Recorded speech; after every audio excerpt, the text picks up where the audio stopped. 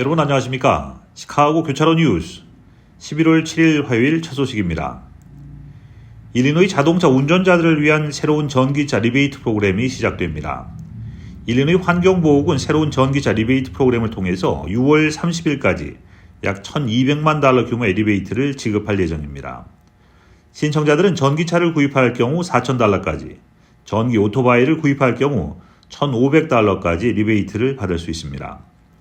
리베이트는 자금이 고갈될 때까지 지급되며 저소득 구매자일 경우 지급이 우선시됩니다. 리베이트 신청은 환경보호국 홈페이지를 통해 접수를 하면 됩니다. 리베이트 받기 위한 조건으로서는 전기차를 구입한 지 90일 이내 신청서를 접수해야 하며 구매자는 최소 1년 이상 차량 소유권을 유지해야 합니다. 또한 차량 구매 시와 리베이트가 발생되는 시점에 일리노이에 거주해야 합니다. 일리노이 전기차 리베이트 프로그램은 제이비 프리츠커 주지사가 2021년부터 추진 중인 환경정책의 일환입니다. 일리노이는 2030년까지 주내 100만 대의 전기차 운행을 목표로 하고 있습니다. 일리노이 주 정부 발표에 따르면 2023년 10월 기준 주내에 약 8만 5천 대의 전기차가 있습니다. 환경보호국은 추가적으로 공공장소에 전기차 충전소를 추가하기 위해서 $2,700만 자금을 투자할 계획이라고 발표했습니다. 이 자금을 통해서 주내 675개의 급속 충전 포트 설치를 지원할 예정입니다. 전기차 리베이트 프로그램 신청 홈페이지는 화면과 같습니다. 의료감시단체 리플로그가 발표한 2023년 가을 안전순위에 따르면 일리노이주 병원 중 상당수가 높은 순위를 받았지만 일부 병원은 순위가 하락해서 최하위 등급을 기록했습니다. 전체적으로 일리노이주는 전국 순위에서 28위에 머물렀으며 A등급을 받은 병원의 비율은 24.8%로 봄의 26.1%보다 감소했습니다. 유타주는 51.9%의 병원이 A등급을 획득해 가장 높은 순위를 차지했습니다. 일리노이주 109개 병원 중에 27개 병원이 A등급을, 24개 병원이 B등급, 50개 병원이 C등급, 8개 병원이 D등급을 받았습니다. 등급이 상승해서 새로운 A등급을 받은 병원 중에는 시카고의 어세션 리저렉션, 네이퍼빌의 에드워드 병원, 알링턴 하이츠의 노스웨스트 커뮤니티 병원 등이 있습니다. 지난 봄에 주에서 유일하게 F등급을 받았던 로즈랜드 커뮤니티 병원은 최신 보고서에서 C등급으로 뛰어올랐습니다. 그러나 오크론의 어드보케이드 그리스도 메디컬 센터, 헤이즐 크레스트의 어드보케이드 사우스 교회 병원, 시카고의 어드보케이트 트리니티 병원, 시카고의 토렉 메모리얼 병원 등 다른 병원들은 C에서 D등급으로 떨어졌습니다. 리플로그는 이번 순위가 팬데믹 이후의 병원 성과를 반영하기 위한 첫 번째 등급 발표라고 설명했습니다. 올해로 22년째 열리는 시카고 지역의 미군 참전용사회 재향군인의 날 기념행사가 지난 5일 로렌스길 메이페어 베테랑 기념관에서 열렸습니다. 이날 행사는 사만다 누젠트 39지구 시의원실과 시카고 미군 참전용사회가 공동 주관해서 메이페어 살루트 투 아메리칸 히어로스라는 주제로 오전 10시부터 시작해 미군 참전용사, 경찰, 소방관, 교육자 등이 참석해 그들의 희생과 공헌에 감사드리는 시간을 가졌습니다. 특히 올해는 한국전쟁 정전 70주년을 기리는 해를 맞이해서 미군 참전용사회에서 한인 커뮤니티를 초청해 함께 행사를 진행해 의미를 더했습니다. 이날 이진규 한인 한국전쟁 참전용사가 상을 수여받았으며 또한 노스이스턴 대학교의 서희진 양이 미국과 애국가와 함께 특별송으로 어메이징 그레스를 불러서 큰 박수를 받았습니다. 세종문화회는 지난 10월 22일 제20회 세종음악경연대회 용무를 마감하며 심사를 끝내고 11월 4일 수상자를 발표했습니다. 본인 선택의 자유곡 한 곡과 한국적 테마가 들어간 지정곡 한 곡을 포함해서 모두 두 곡을 계속 연주하는 연주 동영상을 제출하게 하는 이번 비대면 세종음악경연대회에 미국 전국에서 모두 100여 명이 응모했으며 일리노이주 참가자가 49명으로 가장 많았고 미 중서부 지역 외에도 텍사스, 캘리포니아, 오클라호마, 버지니아, 플로리다, 매사추세츠, 워싱턴주 등 모두 16개 주에서 참가했습니다. 지난 2020년 코비드 팬데믹 상황으로 대면 경연대회에서 비대면 경연대회로 전환한 후에 세종음악경연대회는 미 전국의 각 지역에서 참여하는 명실공히 전국대회로 성장했습니다. 한국 곡의 이해를 높이기 위해서 한국적 테마가 들어간 지정곡을 가장 잘 해석해서 연주한 참가자에게 한국곡 해석상을 별도로 수여하고 있습니다.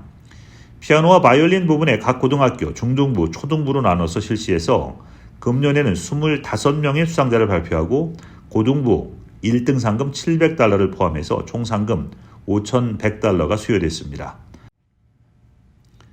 시카고가 시끄러운 머플러를 사용하는 운전자를 단속하기 위해서 자동 카메라 도입을 추진하고 있습니다. 레이크쇼어 드라이브와 다운타운 지역의 소음에 지친 주민들이 시의원들과 협력해서 조례안을 마련했습니다. 조례안은 적색 신호등 카메라와 유사한 카메라를 전봇대에 설치해서 머플러의 소음을 감지하는 방식입니다.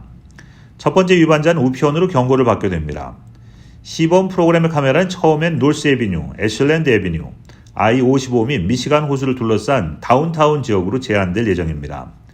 그러나 반대자들은 이미 이러한 카메라를 사용하고 있는 뉴욕시를 지적하면서 일부 차량이 불공정하게 표적이 되고 있다고 주장하고 있습니다.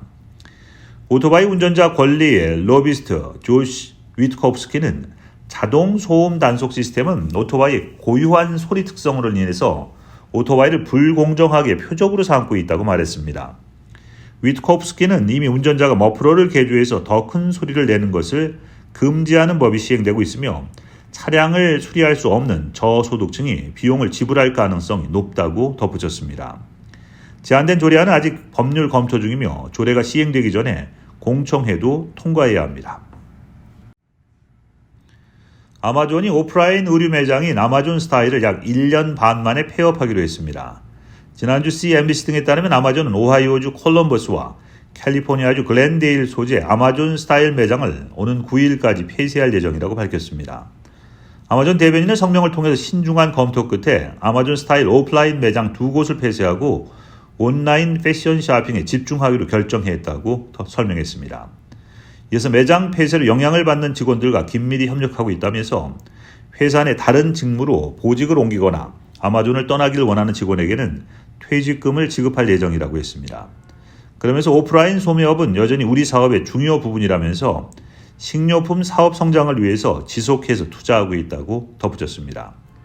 다만 아마존 대변인은 최근 시카고에 새롭게 디자인된 프레시 매장 2곳을 열었다면서 계속해서 신규 매장을 열고 프레시 체인을 개편해 나갈 것이라고 밝혔습니다.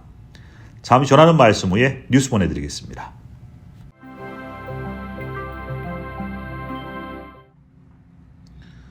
최근 전국적으로 차량 촉매 변환기 절도 건수가 감소하고 있습니다. 보험사 스테이트팜의 자료에 따르면 전국적으로 보고된 촉매 변환기 도난 건수는 2022년 23,000건에서 2023년 14,000건으로 크게 감소했습니다. 일리노이 주 또한 촉매 변환기 절도 건수가 감소했습니다. 2023년 상반기 약 1,300건이 접수돼 있고 2022년 3,800건에 비해서 감소 추세를 보였습니다. 하지만 캘리포니아와 텍사스에 이어서 여전히 가장 많은 촉매 변환기 도난이 발생하는 주 3위를 차지하고 있습니다. 촉매 변환기는 자동차 배기 시스템에서 나오는 매연을 걸러주고 유해 성분을 줄여주는 역할을 합니다. 촉매 변환기는 백금, 팔라듐, 로듐 등의 금속을 사용해 제작되며 금속 재판매를 위해 절도가 발생하고 있습니다. 카펙스가 발표한 촉매 변환기 절도가 가장 많이 발생하는 차량 목록은 화면과 같습니다. 촉매 변환기가 제거된 차량에는 배기음이 크게 들리고 가속이 느려지며 엔진 경고 등이 표시됩니다.